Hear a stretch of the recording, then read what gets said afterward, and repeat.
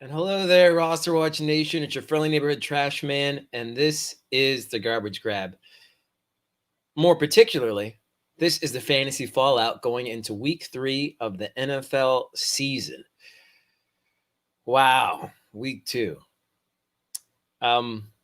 Yeah, so in the wake of all that carnage that happened, we have quite a few moves we're going to need to make if we want to keep moving forward in a positive direction in fantasy football. So let's go ahead and get started with the first game. Bengals at Browns. Bengals lost this one 30-35. Bengals tight end CJ Uzoma went down to a torn Achilles in week 1, leaving second-year tight end Drew Sample to take over the starting role in Cincinnati. The tight end is the rookie quarterback's best friend, and Sample in the Thursday night second in targets with 9 to only A.J. Green, who had 13. Sample needs to be owned in all formats where you need a tight end right now. Through 2 games, Joe Burrow is averaging over 20 fantasy points per game, which is not bad for a rookie. His offensive line is garbage, but Burrow is showing enough to poise to believe in him as a regular season fantasy contributor. He's still owned in about 25% of leagues, so go get him if you can. T. Higgins, rookie receiver, played in 3 wide sets for the Bengals on Thursday ahead of John Ross, notably. No big game for the rookie, but the snaps, which he had 23 of, were a good sign. With A.J. Green only picking up 29 yards on 13 targets, the Bengals will be wise to get Higgins more involved. On the other side of the ball, let's not get it twisted. The Browns won, but Baker Mayfield was pretty pedestrian in the victory. Possibilities for mistakes were limited as they only threw the ball 23 times on the night. Odell Beckham led in targets with only 6. The Browns did and will continue to lean on the running game to buoy their offense, making Kareem Hunt an every week flex at worst. Both he and Chubb will get enough action to start both of them weekly. On to the next game, the Jaguars at the Titans. Jaguars lost this one 30-33. The Jaguars continue to lean on undrafted free agent James Robinson in the running game. 16 carries, 102 yards, and a touchdown, as he led the Jaguars with 16 carries on Sunday. With 6.4 yards per carry average, Robinson will likely hold on to the job even when Raekwon Armstead and Devine Azigbo return to the fold. Robinson is still unowned in about 30% of leagues, so let's get that number down. DJ Chark is 4th on the team in targets after 2 weeks with just 7 on the season. It looks like Gardner Minshew's not playing any favorites, and he's not going to force the ball to Chark, especially now that defenses see him as the top receiving option there. Keelan Cole is emerging as a real weekly threat and should be owned in 12-team and larger formats. He had 6 receptions for 58 yards and a touchdown, his second touchdown in as many weeks. Speaking of weekly threats, Laviska Shenault is getting enough action in both the run and passing game, 72 all-purpose yards, to warrant weekly flex consideration in PPR formats. He's only going to get better, folks, so pick him up. On the other side of the ball, Jonnu Smith, our boy, 4 receptions, 84 yards, 2 touchdowns. He's turning into the weekly tight end 1 that I've been saying he would all summer. He's still unowned in less than 70% of leagues, so go get him if you can. And then we need to milk this Corey Davis action as long as we can. Things are going to get awkward whenever A.J. Brown returns for both players, actually, but Davis looks like a safe start for the time being. 3 receptions, 36 yards, and a touchdown. Second touchdown in as many weeks. Slot man Adam Humphries, 5 receptions, 48 yards, and a touchdown. Deserves a long look in PPR formats as well, as long as Brown is out. On to the next game, Panthers at Buccaneers. Panthers lost this one 17-31. Christian McCaffrey suffered an ankle injury that took him out of the game on Sunday and left him questionable return. Now he's questionable to return in 4 to 6 weeks. Oh, this is a soul-crushing injury. Well, not as bad as it could get or will get. We'll see. Mike Davis needs to be added if you're a CMC owner, and maybe otherwise. Davis isn't a sexy ad, but he'll be effective, and his floor should be considerably high in that offense. Trenton Cannon is the next in line and should be added in deeper formats if you have the space. Curtis Samuel was the odd man out in the Panthers receiving core for the second straight week. 2 receptions, 13 yards. Even with Christian McCaffrey sitting, he's not an advisable start and can probably be dropped for a hot waiver ad. On the other side of the ball, it was quick, but Leonard Fournette unseated Ronald Jones as the Buck lead back, or at least it looked like it in week 2. To great effect. I mean, 16 touches, 123 yards, 2 touchdowns. Monster game for Fournette. He took over after a Jones fumble, and he ran with it. With only 3.3 yards per carry for Jones to Fournette's 8.6 yards per carry, Jones can't be relied upon in 12-team leagues or smaller. I expected a big game for Scotty Miller, but he only received 3 targets on the day to Mike Evans' 10 and LaShawn McCoy's 7. He ended up with 2 receptions for 11 yards. With the Bucs leading big from the start, he wasn't a necessary part of the game plan. He's worth owning in deeper leagues, but I can't advise starting him this week against the Broncos. And no, LaShawn McCoy is still not worth adding, unless you're in a very deep league. On to the next game. The Broncos or the Steelers. Broncos lost this one 21-26. Almost won it with a backup quarterback. Drew Lock is out for 2 to 6 weeks with a shoulder injury, making Jeff Driscoll the starter in Denver. Driscoll ended up with 256 yards, 2 touchdowns, 1 interception. He played well in Lock's absence against one of the best defenses in the league. So that's an encouraging sign. If you're depending on Lock for any reason, Driscoll seems like a reasonable ad right now. Cortland Sutton, Jerry Jeudy, and KJ Hamler each had at least 6 targets in this one. And this kind of usage should continue in negative game scripts like the one they'll probably have against Tampa this week. Although it doesn't look like Sutton will be playing. Hamler is probably the only one of the guys who's available in your leagues anyway. And he makes for an intriguing PPR option this week. On the other side of the ball, Deontay Johnson was the overwhelming target leader for the Steelers in week 2. And he has 23 targets total on the season. He had 13 in this game. He's emerging as the team's number 1 receiving option. And he's still available in about 15% of leagues. So go get him. Rookie Chase Claypool, wide receiver, had a big day against Denver. But 84 out of his 88 yards came on 1 single play. He's not getting enough targets to warrant weekly fantasy consideration. But it's something to think about. On to the next game. The Rams at the Eagles. Rams lost this one. Rams won this one 37-19. With Cam Akers with a rib injury and Malcolm Brown with a finger injury, Darrell Henderson may end up leading the Rams backfield against the Bills this week. He had 14 touches, 121 yards, a touchdown in week 2. He's the top waiver ad this week, in my opinion, at only 32% ownership. Although it does look like Malcolm Brown will give it a go. Van Jefferson, rookie receiver, continues to work his way into the Rams' plans. 4 receptions, 45 yards, and he should be owned in dynasty and keeper formats. His involvement is only going to increase, and he would be a major contributor if something were to happen to Robert Woods or Cooper Kupp. On the other side of the ball, Miles Sanders is okay after a week 1 scare. Looks like he's one of the only okay running backs in the league right now. Although the Eagles look like trash through 2 weeks, Boston Scott can go back to benches. And though just 5th in targets for the Eagles, Jalen Reagor played more snaps than any Eagles receiver against the Rams in week 2. He's going to start showing up in the box score with that kind of weekly action. 4 receptions, 41 yards in week 2. On to the next game, the 49ers at the Jets, 31-13. It was like the Red Wedding from Game of Thrones, as many injuries were going on. Jimmy Garoppolo suffered a high ankle sprain and could be out from 4 to 6 weeks. Although they're now saying maybe he'll give it a try this week. I don't know. Nick Nolan's played, well, he didn't play that great. He went 8 for 11, 71 yards and an interception.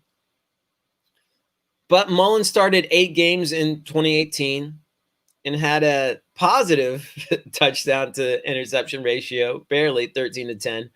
So that's what we'll be working with if Garoppolo cannot go. Kendrick Bourne led the 49ers in receiving with Deebo Samuel and George Kittle sidelined. 4 receptions, 65 yards for Bourne. Brandon Ayuk played limited snaps in his first start, but could see his usage increase. Will see his usage increase as long as Kittle and Samuel are out. And otherwise, Raheem Mostert has a mild ACL sprain and could miss a week or more, probably more. Tevin Coleman got the bulk of carries in his absence with 14, but he only gained 12 yards on the day. Jerick McKinnon was much more effective, 77 yards and a touchdown. Coleman is now expected to miss at least a week or two with a knee injury. So it is all systems go with Jerick McKinnon. On the other side of the ball, the Jets are a dumpster fire. So take all of this with a grain of salt. Frank Gore led the team with 21 carries for 63 yards and was involved even when the Jets trailed significantly. He's no spring chicken, but Gore could actually help a lot of teams out right now, considering the carnage that went on in week 2. Braxton Berrios, wide receiver for the Jets, 6 receptions, 59 yards, a touchdown, led the Jets in receiving. For what it's worth, and it can provide some PPR value as long as Jamison Crowder is sidelined, as he's playing that role. On to the next game, Bills at Dolphins. Bills won this one 31-28. Josh Allen would not be denied on Sunday, putting up over 400 yards and 4 touchdowns. With the league high in 4 wide sets this far, multiple wide receivers could eat every week for the Bills. Rookie Gabriel Davis has played in at least 40% of the Bills' offensive snaps. And though he only caught 1 pass on Sunday, it was a touchdown, and he should stay involved moving forward. He's a nice speculative add in Dynasty and deeper formats. Zach Moss and Devin Singletary had a close to even time share on Sunday, 8 to 10 carries. Both are decent flex options in 12 or more team leagues. On the other side of the ball, Myles Gaskin, my man, is still a backup according to offensive coordinator Chan Gailey, but he outtouched all other Miami backs for the second straight week, 13 touches, 82 yards. His involvement in the running and passing game and negative game scripts makes him a valuable asset right now with all the injuries going around. He needs to be owned, as does tight end Mike Gesicki, who's still unowned in over 30% of leagues. Gesicki had 8 receptions, 129 yards, and a touchdown this week. Isaiah Ford, wide receiver for the Dolphins, and the most targets and yards for Miami in week 2, 9 targets, 76 yards. But that was in large part to Preston Williams being covered by Tre'Davious White. Ford is worth a look in deeper leagues, as the Dolphins are going to have to throw a lot to stay in games, but I'm not getting too excited about him. On to the next game, Vikings at Colts. Vikings lost with an 11-28. Kirk Cousins, golden son of everyone at RosterWatch but me, has a $96 million contract. Kirk Cousins threw for 113 yards and 3 interceptions on Sunday. And people get on Dak Prescott's case for wanting to get paid. Please. As usual, Cousins is off to a slow first half of the season. Although the loss of Stefon Diggs makes this an even uglier start than usual, no Vikings pass catcher other than Adam Thielen is worth considering at this point. On to the next game. Jonathan Taylor took over the Colts backfield in Marlon Mack's stead. Wasn't even Naheem Hines behind Taylor on Sunday. That role went to Jordan Wilkins, who carried the ball 9 times. The Colts were playing with a lead, so Hines' services were not necessary. He's still worth owning, but you're going to have to pick and choose what spot you play him in. He's not an advisable start against the Jets this week. Wilkins might be a shrewd daily play, though, as the Colts are likely to run away with this one, and he could be used to run out the clock. Mo Alley-Cox, tight end for the Colts, 5 receptions, 111 yards, started in place of an injured Jack Doyle, and the former basketball player did not disappoint. If Doyle can't go this week, Mo Alley-Cox makes for a decent streamer versus the horrendous Jets. And then Paris Campbell, our boy, he can't seem to escape the injury bug as he went down again, this time to a PCL injury. Just glad it wasn't an ACL tear, but he's still going to miss some time. Zach Pascal scored in his absence, but it was rookie Michael Pittman who tied with Cox for the target lead of 6. Pittman is worth a look in deeper formats as potentially the number 2 wide receiver in Indy. for the time being, behind T.Y. Hilton. On to the next game, the Lions of the Packers. Lions lost this one 21-42. The Lions' backfield rotation is frustrating, to say the least. It was Kerryon Johnson who scored this week, but neither he nor Adrian Peterson are more than low-ceiling flex plays right now, it seems. DeAndre Swift provides the most upside, as he's heavily involved in the passing game. If you take away the scoring, no Lions wide receiver had more than 4 receptions or 55 yards on the day. The offense sorely misses Kenny Golladay, who is slated to return this week. Only Marvin Jones is worth flexing opposite Golladay if that is the case. And then on the other side of the ball, Devontae Adams suffered 2 separate injuries on Sunday, though neither seemed serious. Still, both Marquez Valdes-Scantling and Allen Lazard need to be added this week as a precaution, in that order of priority, as they would feast if there was no Devontae Adams in the game. On to the next matchup. Falcons at Cowboys, 39-40. One of the most absurd games I've seen in a long time. A joy to watch. With Julio Jones getting all the attention in the passing game, Matt Ryan is going to need is going to throw to, and has been throwing to, his other wide receivers, and they're not disappointing in fantasy. Russell Gage, 6 receptions, 46 yards, and a touchdown, needs to be added in most formats. He's garnered 12 and 9 targets over the first 2 weeks of the season. That's better than a lot of first options on teams. On the other side of the ball, don't look now, but CeeDee Lamb is already turning into the premier pass catcher for the Cowboys that I said he would. 6 receptions, 106 yards. I said it this summer. I'm not backing down. Lamb is my favorite to lead the Cowboys in receiving this season. And then tight end Dalton Schultz looks like an apt fill-in for Blake Jarwin. 9 receptions, 88 yards, and a touchdown. He led the Cowboys in targets with 10 in week 2. And he's worth streaming as long as Blake Jarwin sits. On to the next game, the Giants of the Bears. Giants lost this one 13-17. That wasn't the only thing they lost. The worst news of the day has to be for Saquon Barkley, who tore his ACL on Sunday. His season is over, and he'll have surgery shortly. A lot of people expect the Giants to sign Devontae Freeman, and I don't disagree with that move. He should be a high-priority speculative add in all formats. Wayne Gallman and Dion Lewis would take over the backfield otherwise. Gallman was inactive on Sunday, and that's why you didn't see him in the game after Barkley's injury. Sterling Shepard is dealing with a case of turf toe and could miss the next 2 weeks.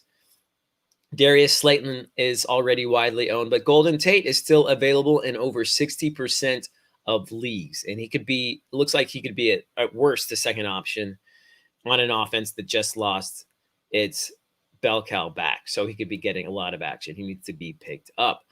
On the other side of the ball, the Bears won, but the offense was anemic outside of contributions from David Montgomery and rookie Darnell Mooney. Your guess is as good as mine. Mitch Trubisky landed firmly back on earth after a transcendent week 1, throwing 2 interceptions and less than 200 yards. As much as we hope and have hoped for an Anthony Miller breakout, I'm not sure it's possible in this offense or with Trubisky under center. Mooney deserves consideration in dynasty formats as he's playing as the number 2 receiver right now in Chicago. Allen Robinson did have 9 targets, but they were low yielding. On to the next game, Washington at the Cardinals. Washington lost this one 15-30. 1 week after leading Washington in carries, Peyton Barber was relegated to 1 carry against Arizona. Hope you didn't start him. He can be dropped in most formats as the team is intent on getting Antonio Gibson more touches. And J.D. McKissick is more effective anyways, it seems. McKissick actually deserves consideration in deeper formats, or if you lost your running back in week 2. He was actually the best looking back on Sunday with a 6.6 yard per carry average. The buck stops with Terry McLaurin and Logan Thomas in the Washington passing game, though, as distribution is limited. Thomas definitely needs to be owned in 12-team leagues, as he's been second in team targets to only McLaurin this far. On the other side of the ball, Christian Kirk is wasting away in the Arizona receiving core. 49 of the 57 yards he had this week came on one play, and he had only 4 targets on the day, catching 2 of them. I think he can be dropped in 12-team leagues right now, as his productive days could be few and far between. I mean, it just seems like a headache to have to decide to play him or not, especially with Andy Isabella working his way into that receiving core. On to the next game. Chiefs at Chargers. Chiefs won this one in overtime, 23-20. Darrell Williams left the game with an ankle injury on Sunday. Darwin Thompson took over as the number 2 back behind Clyde Edwards-Helaire, but he probably won't see significant action against Baltimore this week. Might be a shrewd pickup anyway. Sammy Watkins sustained a concussion-related injury on Sunday, forcing him from the game. He's got a clear concussion protocol to be cleared for Week 3. Otherwise, McCole Hardman can step in what would be a tough matchup against the Ravens. On the other side of the ball, Justin Herbert was solid in his first outing. And he could be in line to make another start this week if Tyrod Taylor can't go. There was a complication with an injection of some sort, and he had a chest injury. I'd be a little wary of starting Herbert, though, as rookie quarterbacks often do well in their first game or two until defenses get tape on them. He should be at least serviceable, though, against Carolina this week.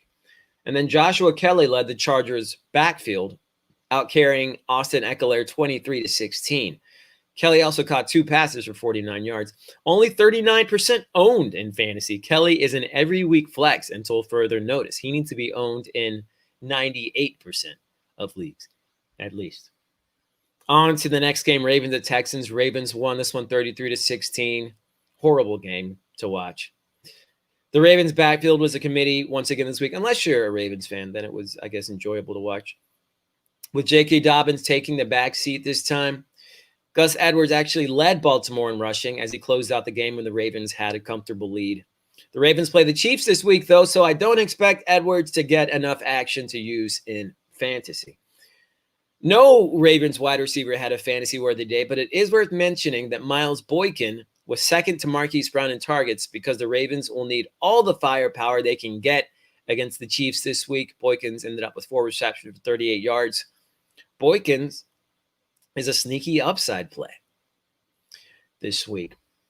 On the other side of the ball, the Texans looked lost on Sunday, and Will Fuller was nowhere to be seen. Goose egg for Fuller. No injury was reported, yet he was seen stretching on the sideline and came in and out of the game at times. Looks like we might be in for another aggravating season from Fuller.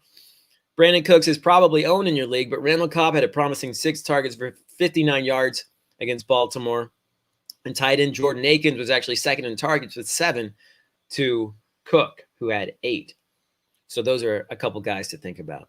On to the next game, Patriots at Seahawks. Patriots lost this one 30-35. Another fun game to watch. Cam Newton threw the ball, the best I've seen him throw it in years on Sunday night. His single passing touchdown went to a fullback, though, so that's not promising for his wide receiver core. But he put up enough yardage to make Julian Edelman, N'Keal Harry, and Damiere Byrd all relevant in PPR formats. Not every week is going to be a shootout like it was against the Seahawks, but it's encouraging to know that Cam still has these kind of games in him. Harry led the team in targets with 12 and should be picked up if you have the space. He has a cherry matchup with the Raiders this week. James White missed a game due to a horrific car accident involving his parents. My prayers go out to him and his family. We wish the best for White, who's likely to return for week 3. And yet that's yet to be seen, though, actually. Rex Burkhead got quite a bit of run in his stead and would be a low-floor flex should White happen to sit this week. Russell Wilson looked like the best deep ball quarterback in the league on Sunday night, as usual, throwing 5 perfect touchdowns to 5 different pass catchers on the night. That being said, only Tyler Lockett and DK Metcalf are advisable starts in the passing game moving forward, as no other player had more than 3 targets and 48 yards on the night. And then we come to the game with the Saints and the Raiders. The Raiders actually won this one. I was shockingly surprised. I want to know if I'll say pleasantly surprised. I'm not necessarily a Raiders fan. But Emmanuel Sanders, not the game we were expecting from him. He barely made a dent in the box score. 1 of 3 targets for 18 yards for the Saints in week 2. I know a lot of people were depending on him, so that's a rough go. It was actually Traquan Smith who led the Saints in receiving, 5 of 7 targets for 86 yards, and Smith looks like the guy to own moving forward as long as Michael Thomas is out. On the other side of the ball, it was all Darren Waller, who was second, I believe, in the league in tight end reception yards last season, but he only scored, I think, 3 times on the season. And he scored that many times just in his first week of the NFL season. Anyways, I guess we cannot forget about Jalen Richard, who was two times for 26 yards and a touchdown. I guess we can forget about him. Those are just 2 plays. So he's not somebody to necessarily consider for fantasy. And Waller, not 3 touchdowns, just 1 touchdown, but he's already got a third of the amount he had last season. And Derek Carr actually played surprisingly well. I usually have a lot of hate for Carr in fantasy, but 282 yards, 3 touchdowns. He's worth streaming in plus matchups, as that Raiders offense looks a lot better than I thought they would. And that Saints offense looks like about as good as I thought they would without Michael Thomas in it. Anyway, that's it for the fantasy fallout going into week 3 of the NFL season. I hope you can use some of this information to your advantage, because it's going to be a rough season, it looks like, with all these injuries that are happening. I guess in part due to no preseason and a shortened off season. So, yeah, get ready, folks. It's going to be a trashy season, but that's kind of the way we like it, or at least the way I like it here at RosterWatch.com. On behalf of the rest of the crew at RosterWatch.com, this is the Trash Man. This has been the Garbage Grab. Until next time, be ready.